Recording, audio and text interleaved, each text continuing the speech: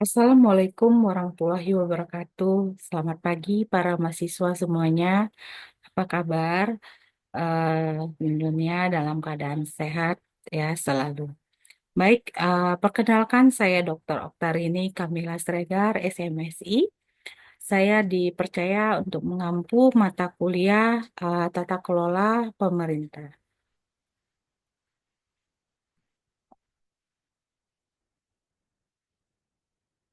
Nah, baik, kita masuk selanjutnya di sini. Para mahasiswa harus mengetahui tentang 10 nilai tamadun Universitas Pembangunan Pancabudi. Nah, yang pertama, ya, para mahasiswa harus mengetahui kehidupan kampus dan pergaulan sehari-hari. Seluruh sivitas akademi harus mampu menjadi masyarakat yang memiliki sopan dan santun yang tinggi.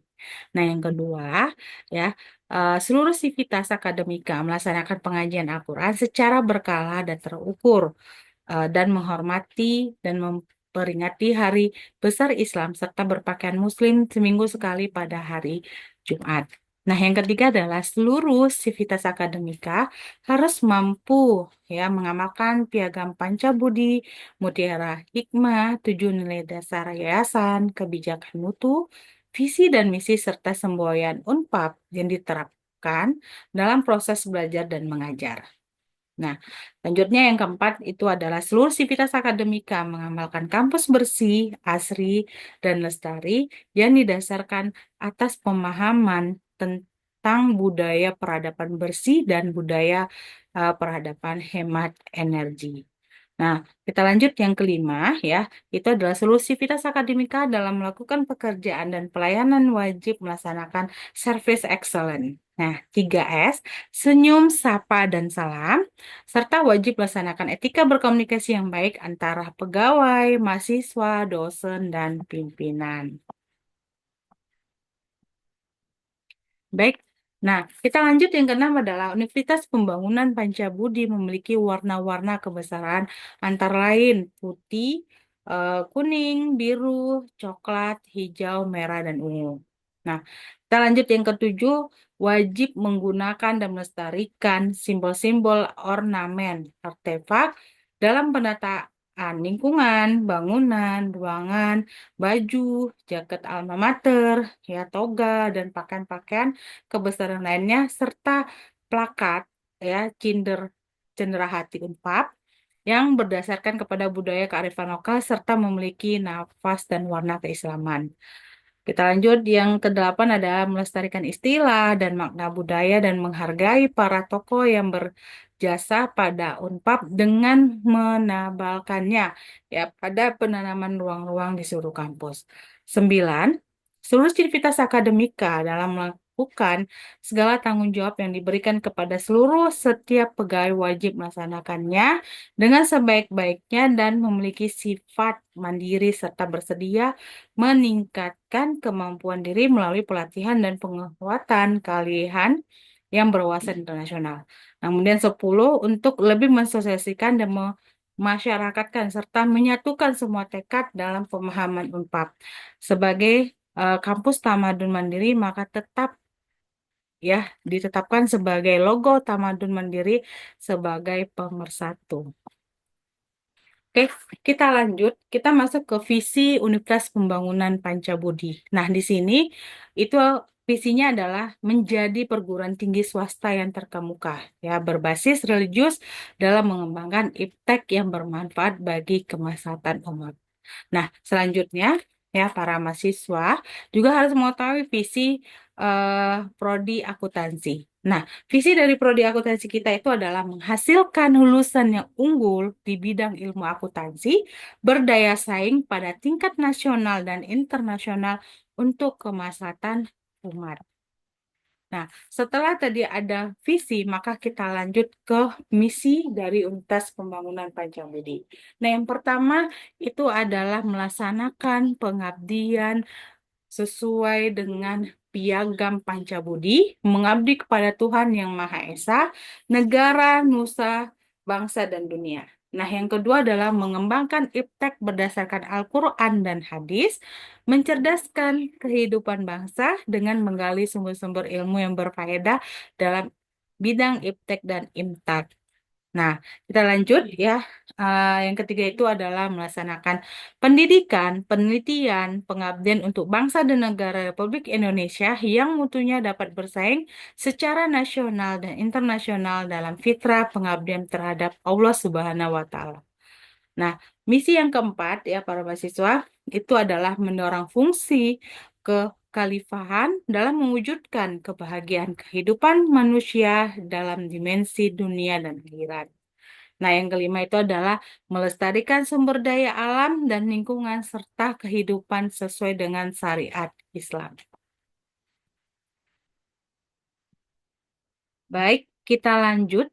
Nah, misi dari prodi akuntansi, nah itu adalah di sini ya. eh, Ya, kita memiliki kualitas pendidikan, penelitian, dan pengabdian masyarakat di bidang akuntansi. Kemudian juga kita mempertahankan ya sumber daya dosen ya seperti kualifikasi akademik, sertifikasi kompetensi internasional, jabatan akademik, ya, sertifikat profesional, dan rekognisi tingkat internasional di bidang ilmu akuntansi. Nah, kemudian eh, pada sarana dan prasarana itu sesuai dengan kebutuhan ilmu akuntansi berstandar internasional. Nah, misi yang keempat ya, di sini kita akan memiliki kerjasama secara nasional dan internasional sesuai bidang ilmu akuntansi. Dan ini harus kita wujudkan ya eh, pada misi prodi akuntansi. Oke, rekan mahasiswa juga harus mengetahui 7 nilai dasar yayasan. Nah, apa saja? Nah, yang pertama itu adalah menjaga kemurnian akidah tauhid dan melaksanakan syariat, yaitu sholat, zikir, dan yang lain. Nah, yang kedua, ya, di sini selalu bersyukur, bersuka cita, dan tidak mengeluh. Nah, yang ketiga adalah rendah hati, sederhana, jujur apa adanya, memaafkan dan tidak marah. Nah, kemudian yang keempat adalah berpikir positif, berprasangka baik dan tidak bergunjing. Yang kelima adalah berbuat baik, mengubah dan respek. Nah, yang keenam, berempati dan memberikan solusi, bukan mengkritik atau mencela. Nah, yang ketujuh adalah patuh kepada pimpinan dan mentaati peraturan. Oke.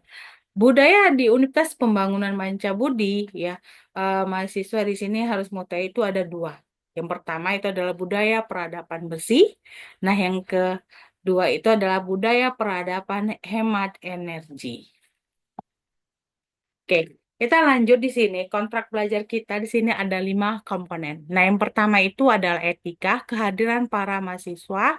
Nah, kemudian eh, artinya di sini eh, aktif dalam eh, menjawab pertanyaan-pertanyaan ya istilahnya yang ada di eh, diskusi ya itu poinnya ini di sini adalah 10%. Nah, kemudian yang kedua itu ada tugas ya di sini kita sifat tugasnya bisa berkelompok ataupun individu. Itu poinnya adalah 10%. Nah, kemudian ada kuis yang dilakukan dalam 1 semester yaitu bisa sekali atau 2 kali ya sebelum UTS dan sebelum UAS itu nilai poinnya adalah 10%.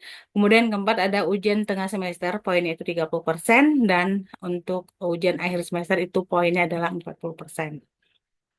Oke, nah kita masuk di rencana pembelajaran tata kelola pemerintah.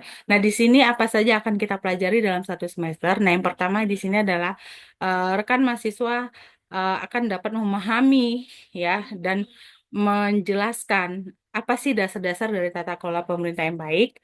Nah, kemudian prinsip-prinsip dari tata kelola pemerintah yang baik. Nah, ketiga, hubungan dari prinsip-prinsip tata kelola pemerintah yang baik. Nah, yang keempat, fungsi, wewenang, profesionalitas, dan integritas atur pemerintahan. Kemudian yang kelima ada relevansi, urgensi, dasar hukum dan proses serta model partisipasi masyarakat yang kuat. Kemudian selanjutnya kita akan belajar tentang konsep dan arah kebijakan pelayanan publik. Nah, kemudian yang ketujuh eh, kita akan bahas tentang tujuan, azas, ruang lingkup dan wewenang pemerintah dalam penyelenggaraan pelayanan publik.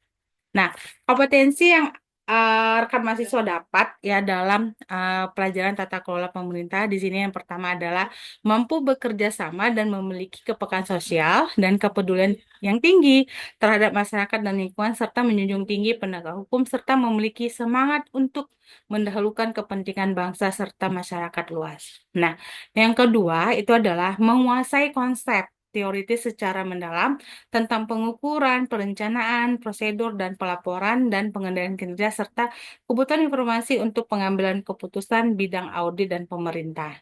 Nah, yang ketiga adalah menguasai prinsip-prinsip investasi pada aset keuangan dan penggunaan teknologi informasi.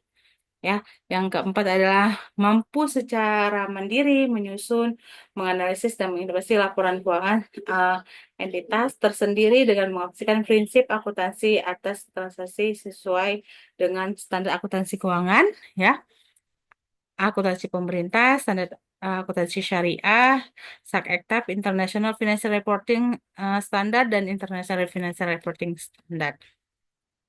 Oke, referensi dari untuk tata kelola pemerintah ini di sini yang pertama itu ada KIP ya game itu tentang core corporate governance, kemudian ada Manosos itu tentang good corporate governance untuk meningkatkan kualitas laporan keuangan. Ya.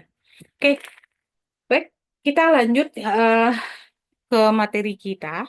Nah, yang di sini kita akan bahas tentang dasar-dasar tata kelola pemerintah yang baik. Nah, kita eh, lihat dulu apa sih sebenarnya tata kelola pemerintah. Nah, jadi sini kita mendefinisikan dulu tata kelola ini adalah proses penyelenggaraan kekuasaan untuk mengelola sumber daya publik.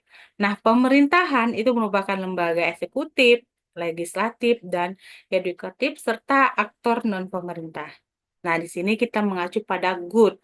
Ya, good artinya ya di sini para mahasiswa adalah mengacu pada nilai-nilai normatif seperti transparansi, partisipasi, dan akuntabilitas. Oke, jadi di sini kita bisa menyimpulkan sebenarnya adalah tata kelola pemerintahan baik itu adalah merujuk pada prinsip dan praktek-praktek yang digunakan dalam penyelenggaraan pemerintah untuk mengolah sumber daya publik dengan cara yang efektif, transparan, akuntabel, dan berorientasi pada kesejahteraan masyarakat. Nah, jadi tata kelola pemerintahan baik itu bertujuan untuk memastikan bahwa kebijakan dan keputusan pemerintah dapat meningkatkan kualitas hidup warga negara serta membangun kepercayaan publik terhadap institusi negara. Nah, di lanjutnya kita masuk ruang lingkup dan tujuannya. Di sini menurut Cain dan Swell, terdapat 4 komponen utama yang diperlukan dalam konsep good corporate governance. Nah, itu adalah transparansi, accountable, responsibility, independensi, dan fairness. Nah, keempat komponen ini sangat penting karena yang diterapkan dalam prinsip good corporate governance ya secara konsisten dia terbukti ya katanya bahwa meningkatkan kualitas laporan keuangan dan juga dapat menjadi penghambat aktivitas rekayasa kinerja yang akan berakibat pada laporan keuangan itu tidak menggambarkan nilai fundamental dari si perusahaan ataupun uh, pemerintah. Nah, adapun tujuan penerapan dari prinsip-prinsip good corporate governance di sini berdasarkan peran menteri, negara, badan umum milik negara, yaitu berdasarkan peraturan satu ya nomor 2 di sini adalah warnanya untuk mengoptimalkan nilai BUMN ataupun pemerintah daerah agar memiliki daya saing kuat di tingkat nasional dan internasional untuk berkelanjutan bagi perusahaan ataupun pemerintah gitu.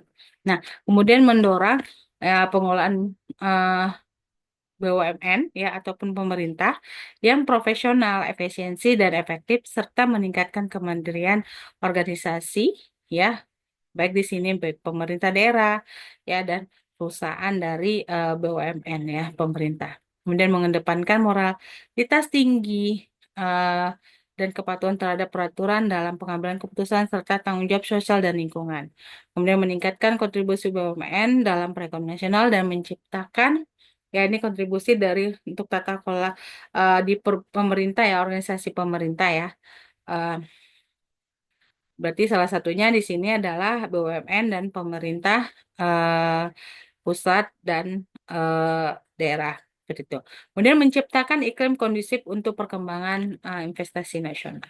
Nah, elemen-elemen pendukung di sini adalah kita lihat bahwa manajemen membentuk organ-organ pendukung sebagai unit kerja untuk mengendalikan, ya, mengawal dan bertanggung jawab atas implementasi tata kelola, ya, perusahaan, ya, atau organisasi sektor publik, ya, pemerintah sekaligus juga sebagai mitra kerja dari komite di bawah Dewan Komisaris. Nah, berikut beberapa elemennya. Itu adalah yang pertama, komite audit. Nah, dibentuknya untuk membuat Dewan Komisaris, ya, dalam pengawasan laporan keuangan, ya, pengelolaan risiko, audit, dan kepatuhan hukum. Jadi komite ini memiliki wewenang untuk mengakses dokumen, berkomunikasi dengan karyawan, pegawai, dan melibatkan pihak independen jika diperlukan.